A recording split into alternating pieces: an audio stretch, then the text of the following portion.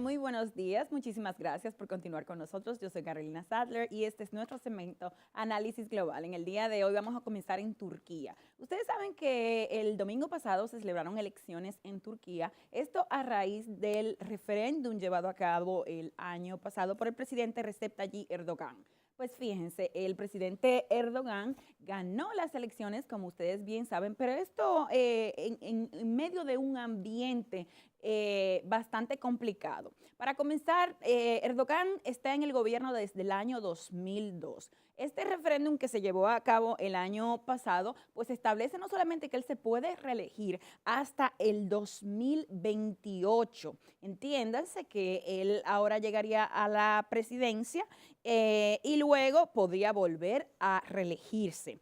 Le corta la autoridad lo que es al Parlamento, amplía lo que es la autoridad y los poderes del Poder Ejecutivo y pues desaparece la figura del primer ministro. Ahí están. Él ganó con un 52.5%. Sin embargo, cabe destacar que aunque hubo una participación del 88% de los turcos salieron a votar, pues la mitad, se establece que más o menos la mitad de la población votó en contra de lo que es el presidente Erdogan. Pues todo esto, cabe destacar también que Erdogan ha prometido gobernar para todos y dice que reforzará lo que son las políticas democráticas del país. Sin embargo, muchos no lo creen. Recordemos que en el año 2016, a raíz de un intento fallido de golpe de Estado, pues el gobierno ha encarcelado a 120 periodistas a quienes mantiene en prisión, por lo que se dice que Turquía es uno de los países en donde la libertad de expresión está del todo cohibida. En medio de protestas por mucho, pues nada, inclusive la oposición ha reconocido que él es el nuevo presidente, pero se dice que las elecciones fueron del todo injustas. Pues se dice que Erdogan utilizó su poder de presidente para influenciar lo que fueron las elecciones. Pasamos a Venezuela, en donde, pues fíjense, la Unión Europea ha establecido sanciones contra 11 funcionarios. Esto para un total de 18 funcionarios en este año. Recordamos que el pasado mes de febrero ya se habían establecido sanciones. Esto se le acusa de violaciones de derechos humanos y se le prohíbe la entrada a los 28 países miembros de la Unión Europea. Los funcionarios, ¿quiénes están? Pues la vicepresidenta Delcy Rodríguez, el ministro de Educación Elías Jarra, Tarek El Aissami y otros funcionarios como funcionarios de las Fuerzas Armadas, funcionarios del Consejo Electoral, a quienes acusan de estar de parte de lo que es el gobierno del presidente Maduro. A todo esto muchas personas dicen, ¿por qué países como Estados Unidos, como la Unión Europea, establecen sanciones en contra de visitar la Unión Europea? Todo esto, sin embargo, no pasan a lo que son las sanciones económicas. Pues fíjense, Estados Unidos es el mayor socio comercial de Venezuela, seguido de China y luego justamente la Unión Europea. Venezuela le compra inclusive a algunos países miembros de la Unión Europea lo que son armas y otros, pues fíjense, instrumentos militares. Nada, pasamos a los Estados Unidos. A pesar de que el miércoles pasado el presidente de los Estados Unidos sacó, como ustedes recuerdan, la famosa medida en donde se establecía que no se iban a separar las familias inmigrantes ilegales. Pues fíjense qué está pasando. Las familias inmigrantes se están enfrentando a un caos total para poder reencontrarse.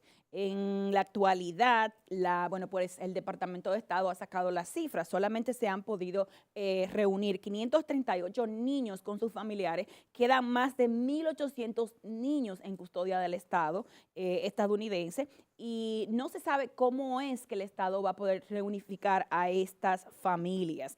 El presidente Trump en el día de ayer volvió con su postura sobre los inmigrantes diciendo que los inmigrantes ilegales lo que quieren es invadir territorio de los Estados Unidos. Todo esto en medio de actos de repudio a distintos funcionarios de la administración Trump, entre ellos su vocera Sarah Sanders. Pues nada, Trump planteó en el día de ayer a través de las redes sociales que se buscaba, que él está abogando por sacar a los inmigrantes ilegales sin que estos sean presentados ante un juez, que no haya un juicio y mucho menos casos judiciales, simplemente quien entra ilegal a Estados Unidos, sacarlo. Pero lamentablemente no es tan fácil como plantearlo en las redes sociales. A todo esto, como les digo, continúan las separaciones de la familia, lamentablemente. El Estado ya ha dicho, la Guardia Fronteriza de hecho dijo que ya no tiene dinero para poder sustentar la cantidad de personas que tienen. Se estima que solamente por el estado de Texas al mensual entran alrededor de 20,000, 25,000 personas de manera ilegal. Y hablando de, señores, de la Unión Europea y de inmigrantes, refugiados y todo esto, ustedes saben que la Unión Europea está pasando por una situación bastante difícil con relación a los inmigrantes. Pues 948 inmigrantes, pues Italia le ha establecido lo que ellos llaman la solución Libia. ¿Qué es la solución Libia? Bueno, pues los barcos que tratan de llegar a Italia específicamente, Italia ha establecido una política de puertos cerrados.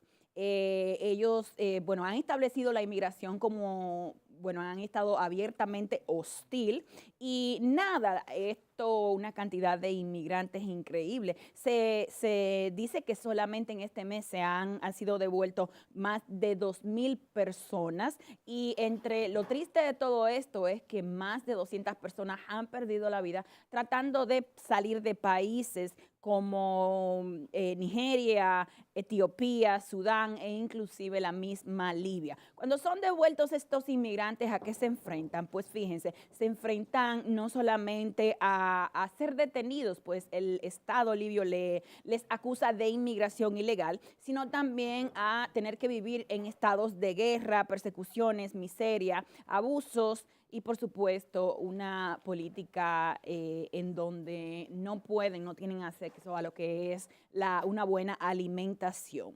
En el caso de Italia, quienes han establecido su política de puertos cerrados, se espera una visita de quien se considera el padre de esta política de puertos cerrados, el ministro de Interior, Matteo Salvini, en esta semana. Y esta política, de hecho, hasta cierto punto le ha dado resultado a Italia. En el año 2017 se estima que alrededor de 120,000 inmigrantes llegaron a las costas de Italia. Sin embargo, en este año, estamos a mitad de año, y solamente han llegado 16,179. Por lo que el ministro de Interior dice que esta es la política que la Unión Europea debería de aplicar en todos los países. Recordamos que en el caso de Alemania, Angela Merkel está siendo bastante criticada por su política de puertas abiertas o fronteras abiertas, y esto le ha costado en muchos casos, muchos dicen que le ha costado lo que es su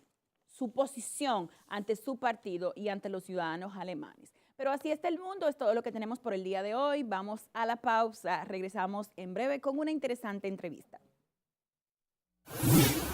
Después de la pausa recibimos a Antonio Marte, presidente de CONATRA. Quédese en sintonía. Interactúe con nosotros en las redes sociales. Despierta RD13 en Facebook, Instagram y YouTube.